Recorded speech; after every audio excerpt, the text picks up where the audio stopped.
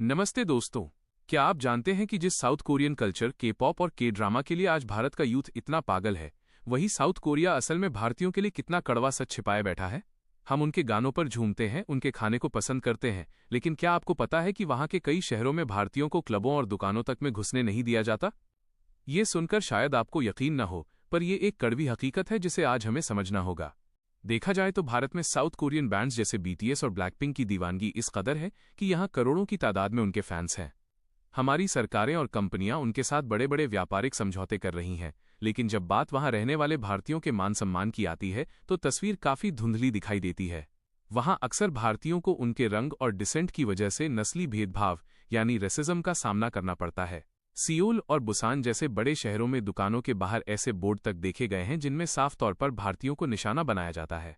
यह किसी फिल्मी कहानी जैसा लग सकता है, लेकिन वहां रहने वाले रिसर्च प्रोफेसर से लेकर आम छात्रों तक ने इस दर्द को महसूस किया है। इस नफरत की जड़ें वहां के समाज में गहराई तक समाई हुई हैं। साउथ कोरिया में खूबसूरती के मायने सिर्फ गोरे रंग और खास फेशियल फीचर्स तक सिमट कर रह गए हैं।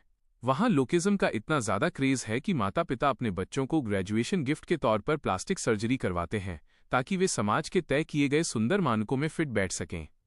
ऐसे में हमारे जैसे ब्राउन स्किन वाले लोग उनकी नज़रों में अक्सर कमतर आंके जाते हैं। ताज्जुब की बात तो यह है कि इतना तकनीकी रूप से आगे बढ़ा हुआ देश होने के बावजूद वहां आज तक कोई सख्त एंटी डिस्क्रिमिनेशन कानून नहीं है जिससे वहां के लोग बिना किसी डर के इस तरह का व्यवहार करते हैं। इतना ही नहीं, ये भेदभाव सिर्फ वहां तक सीमित नहीं रहा, बल्कि भारत के अंदर ही कुछ साउथ कोरियन कंपनियों के प्लांट के पास ऐसे रेस्टोरेंट्स देखे गए हैं जहां भारतीयों की एंट्री बैन थी।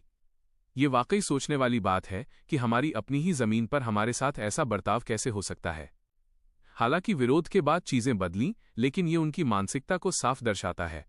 हमें ये समझना होगा कि सम्मान हमेशा दोनों तरफ से होना चाहिए। अगर हम उनके कल्चर और प्रोडक्ट्स को इतना प्यार दे रहे हैं तो हमें भी वहां वही सम्मान मिलना चाहिए जिसके हम हकदार हैं।